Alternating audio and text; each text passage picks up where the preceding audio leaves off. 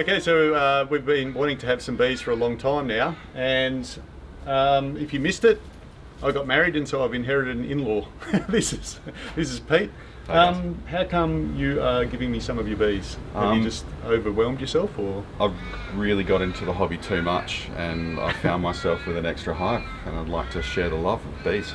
I'll take that as a warning. So I like that these bees, we can stand here and I'm not immediately getting stung. We won't upset them too much until we get into some bee suits. They are bred queens, so they are really friendly, they're disease resistant, they make good honey.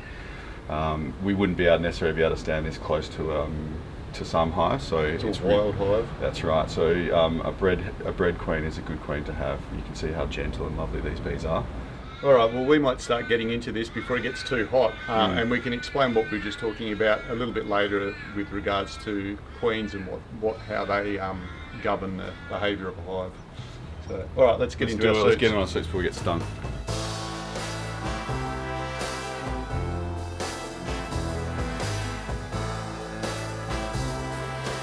I feel like I'm getting ready for a deep sea dive.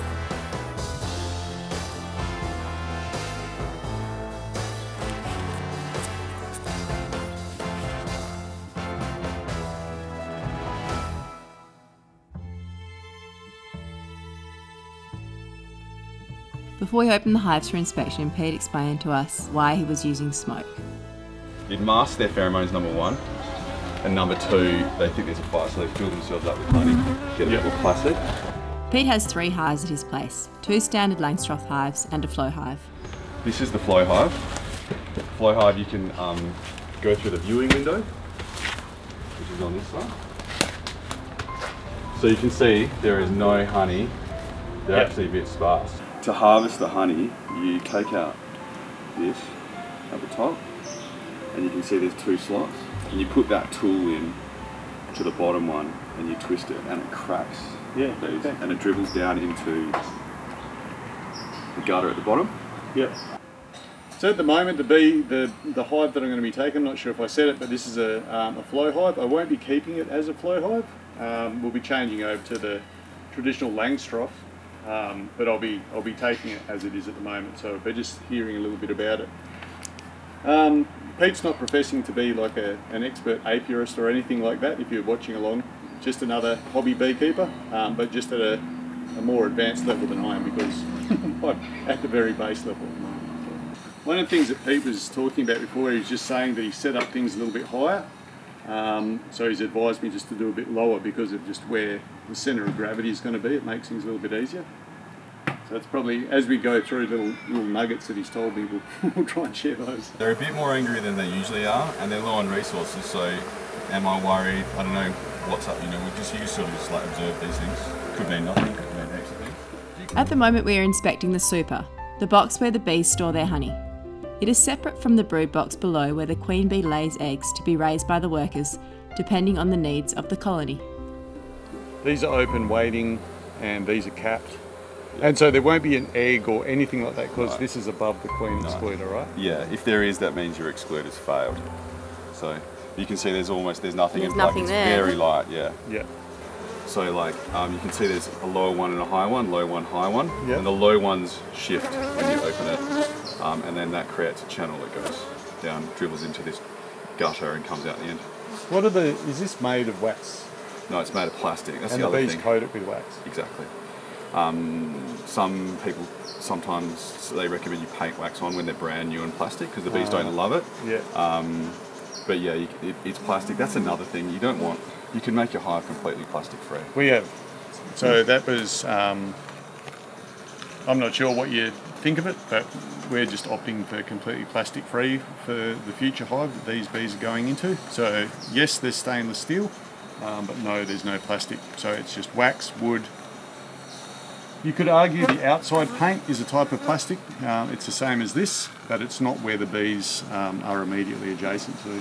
So as soon as I touched that, like I was getting no bees on me at all until I helped you. And then they go. And then it's like, oh. They're not bothering me at all. It starts to get a bit exciting, so Yeah. just a bit of gentle smoke. So you try and do everything calmly except when you're shaking, in which case it's like a short, sharp Yep.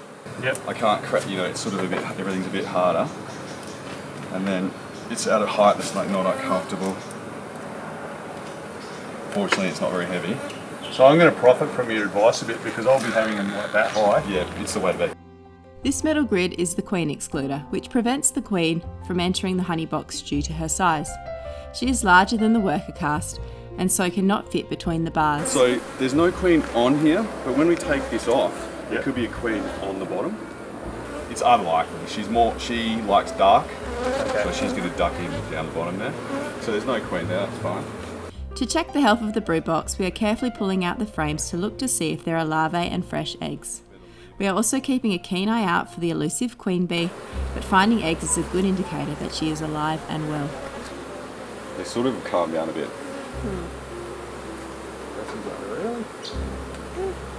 So this is a bit more full of brood.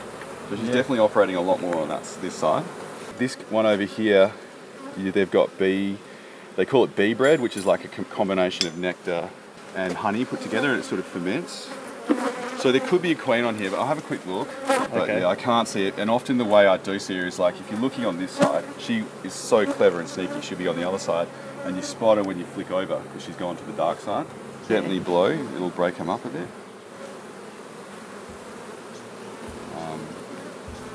The bees at the box have turned up their abdomens and are releasing pheromones, which could be an indication that the queen is nearby. Whilst we didn't find the queen, we did find capped pupae, larvae and freshly laid eggs, so Pete was satisfied that she was still alive and active. At this stage, he decided to transfer the bees from the Flow Hive to another Langstroth Hive, as he'd been having various issues managing the Flow Hive, and considers that his bees perform better overall in the traditional Langstroth Hive. We placed the new brood box back on the stand, cleaning the queen extractor of propolis and beeswax. Try and send them in. Here, Pete is shaking the bees off the Flow Hive frames into their new brood box. As we were transferring the bees from the honey frames, we found one fully capped frame ready for harvest. Yep. We can do it, this is a full one. We can do an out of hive harvest. So you can see the frames. So give that a brush. Do the same. So we can actually harvest this using the Flow Hive method. But we'll do it ex vitro. So you've moved everything out of the Flow Hive and into like that brooder box. Yeah, as we were saying before, I've had the Flow Hive for a few years, but I'm not that happy with it, so I didn't want to move back to the Langstroths. I was going to get you to do it on your farm, move out of the Flow Hive to the Langstroth, but we found the queen. There's evidence that the queen is there, but she's not. They're not that active. There's not that much honey in there, so we took the opportunity just to swap them over because we don't have frames full of honey. So the evidence of the queen was fresh eggs, right? Fresh eggs. That was your main. Yeah. So the eggs are a couple of days before they become a grub. So it means the queen has laid in the last couple of days, and there's nothing to suggest, you're less likely to have had the queen die or something happen to her. Okay. Since Pete was concerned about the health of his bees that had been in the Flow Hive, he very kindly offered to give us one of his other hives. He wanted to set us up with a more robust hive, particularly since we weren't sure if they would find enough to eat when first arriving at our farm. We had a look inside the next hive to see how these bees were getting on in both the honey box and the brood box. Pretty good. Heavy-ish? Heavy. Yeah, that's good news.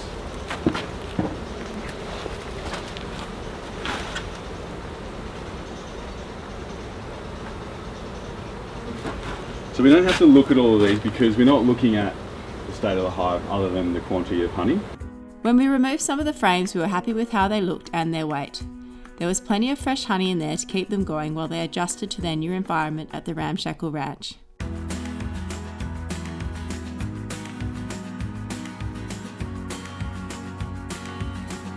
As we removed the queen excluder, we made sure she wasn't hanging on from the underside. Here Troy is just removing what is called propolis from the brood box. The bees use this material to seal gaps in the hive, and it is different to the wax of honeycomb. You sort of cut-handed, so you just need a bit more. So remember, we could have a queen on here, and we definitely, this one, so look at that brood, right? And look how gentle they are, aren't they beautiful? This is what drone looks like. Oh, that's drone. Well, drone? don't quote me, but it becomes a bit more bumpy Okay. when they've capped it. See, this is flat cap, this is slightly bigger.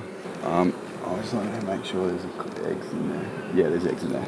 So even if we don't find the queen, it also looks nice and healthy. Well, they're going to be angrier. Maybe we're getting closer to the girl. One of the frames had what looked like new queen cells forming, which can be an indication that the bees want a new queen and may swarm. But on further inspection, we discovered the cells were empty. Pete said it is quite common for the bees to make these play cells as a practice run for the real deal.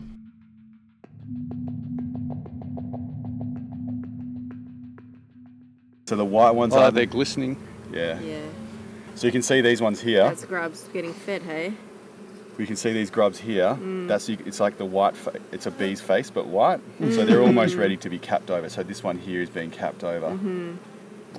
Oh, they're not feeding it, they're capping it. Yeah, so it's fed up and then cap it in. And I'll check this back here. As we were inspecting some of the last frames of this brood box, Troy found the queen bee. Yep, that's the queen. You found her. Yeah. Nice, Troy. Well done, Troy. So you can see that? Don't hurt her, she's precious. She's precious. See how much longer she is? Her wings don't go over her abdomen.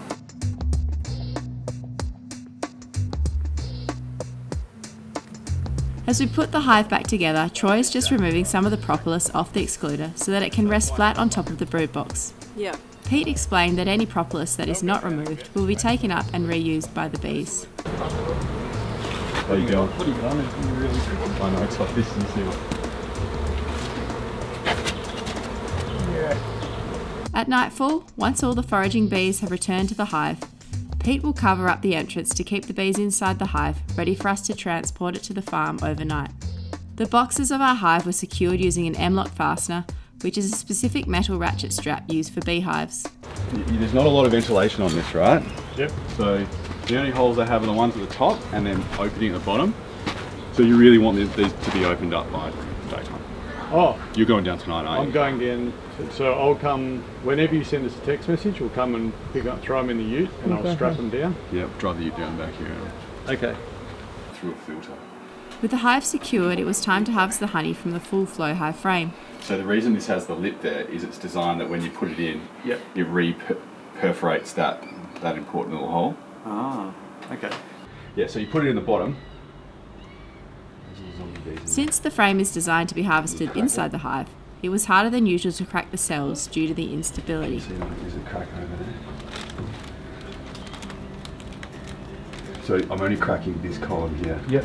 The honey flows out of the tube, but there is also some honey that escapes down the sides, flowing into a small gutter when still part of the Flow Hive. Here, the honey is simply coming out the sides and landing on newspaper. If the gutter gets overwhelmed in the hive, then the honey overflows down into the brooder box. Pete recently harvested 4 or 5 flow frames, so he suspects the health of the hive may have suffered due to too much honey flowing down into the box whilst harvesting above. You can see once the cells are cracked, they are no longer a hexagonal shape, and the honey can flow through the newly formed channels to the tube and over the sides.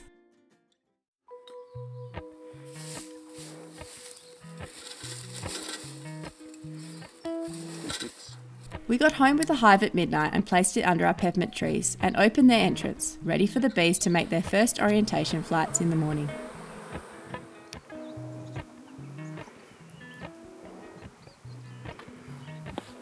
That's the good and bad thing about living in Australia. Everything's just flammable as anything in the summertime. Didn't take very much to get that smoker going. That's good. Smells good, doesn't it? Not to a bee. After letting them settle for a week, we decided to move the hive ever so slightly forward towards us. In front of the trees instead of between them, there is a straight flight path, morning sunshine, and better protection from the hot midday and afternoon sun.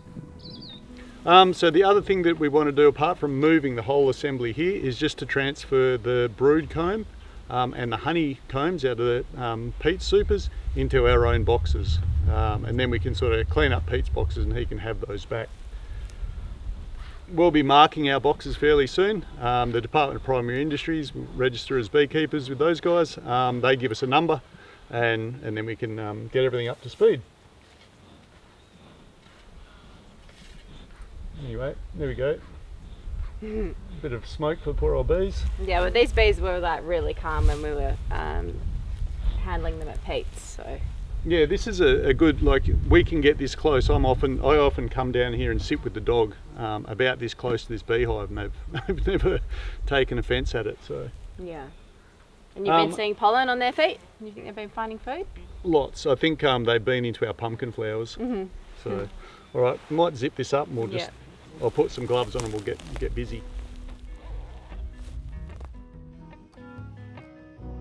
We used a spirit level to make sure the platform for the hive was level. We put an ever so slight tilt on the hive towards the entrance. We hoped this might prevent condensation pooling at the rear of the hive and avoid causing adversely moist conditions in the brood box.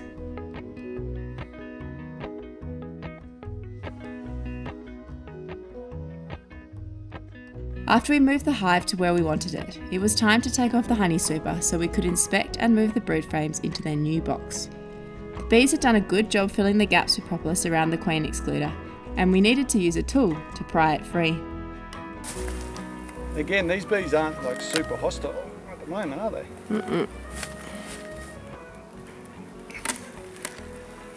So we'll just do exactly the same thing as before.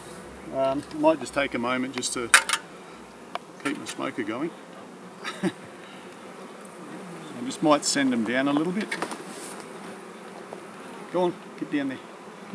We found it just incredibly useful that Pete was so generous with his time and just gave us that day of orientation, because there are beekeeping courses,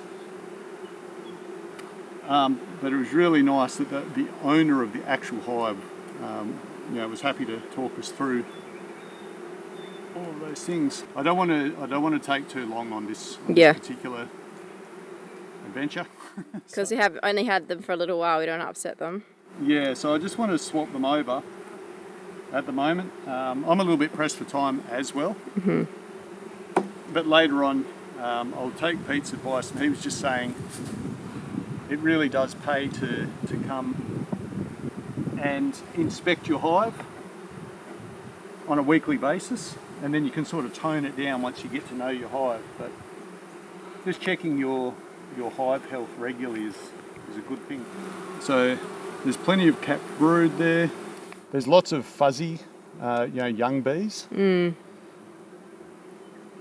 It's funny, you'll pull these combs out, and you'll still see workers with their face down in there feeding brood. Yeah. It's quite nice.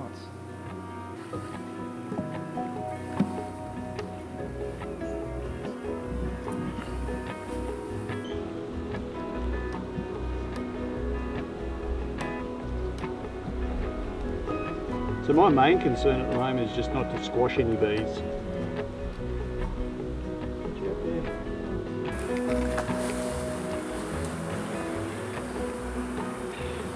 They're live things.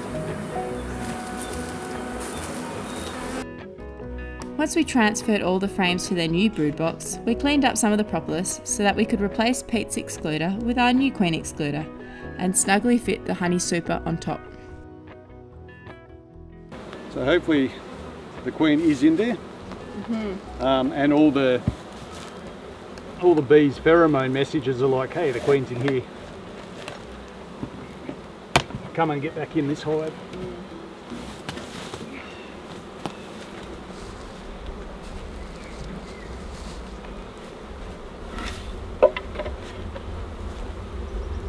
So here's our super. Yep.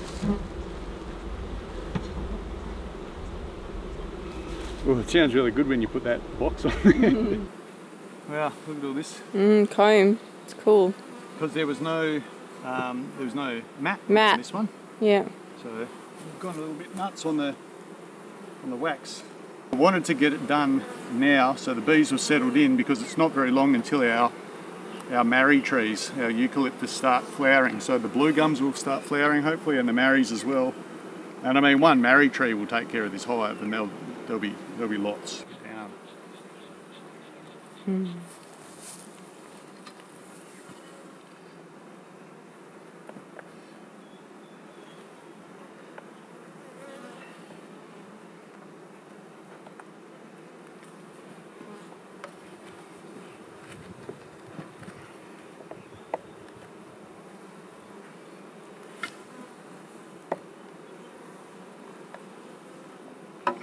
It looks. Whoa. Is that capped? That looks pretty capped. Yeah, look at that. That's one of the outside ones too. Oh wow! So that's definitely Ready to harvest. You know how Pete was talking about 80% full? Yep. And what he found was, because he was looking at his honey through a spectrometer to see what the water content was. Mm-hmm. If the water content's too high, it'll just ferment and it's no good. But he found that he was always getting really good results if he made sure that his combs were 80% full. To the point where he just stopped using a spectrometer in the end. Not as full yet. Not Not as full capped. yet. That side's pretty good, but not the other. Actually, you know what? When we got this off Pete, he probably moved the inside ones out. We're definitely going to have to harvest and put our own empty frames in here Yeah. as soon as the marries start flowering. I'll try Or and a little bit Oh, before. this is heavy. Yeah, that one. Look how full of honey that is. Wow. Absolutely chock-a-block. Oh, that's amazing. All the bees down in the brood box, the bottom box, they're starting to take an interest now. Because they can sense all the bees above. The sole plastic component of our hive setup is this mat we are placing on top of the super to prevent the bees from building honeycomb up on the lid.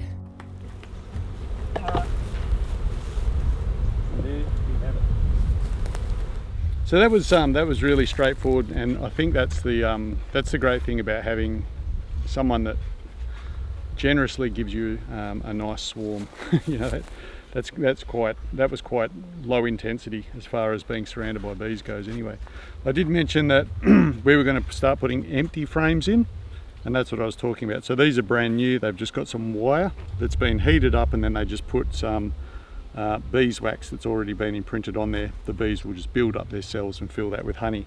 So as I said, as the gum trees start to flower, we'll start swapping some of those really heavy full ones out for these empty ones, and when everything's in like maximum production, you know, we'll just keep swapping them out as they go, with a mind to leave them enough for winter. We'll leave them a few frames full of honey, because there's going to be some days where they're just not going to want to leave the hive. It'd be lethal for them, right in the middle of, around about, you know, the middle of the year, June, July. It's a bit too cold for them to leave, so they're going to need some other stores. But anyway, that was it. Our bees are in their new home. We'll just see how they settle in. At the moment they're a bit agitated, but by tomorrow I'm sure they'll just be all totally chilled out and happy. Thanks everyone for watching our very first episode welcoming the bees to the Ramshackle Ranch.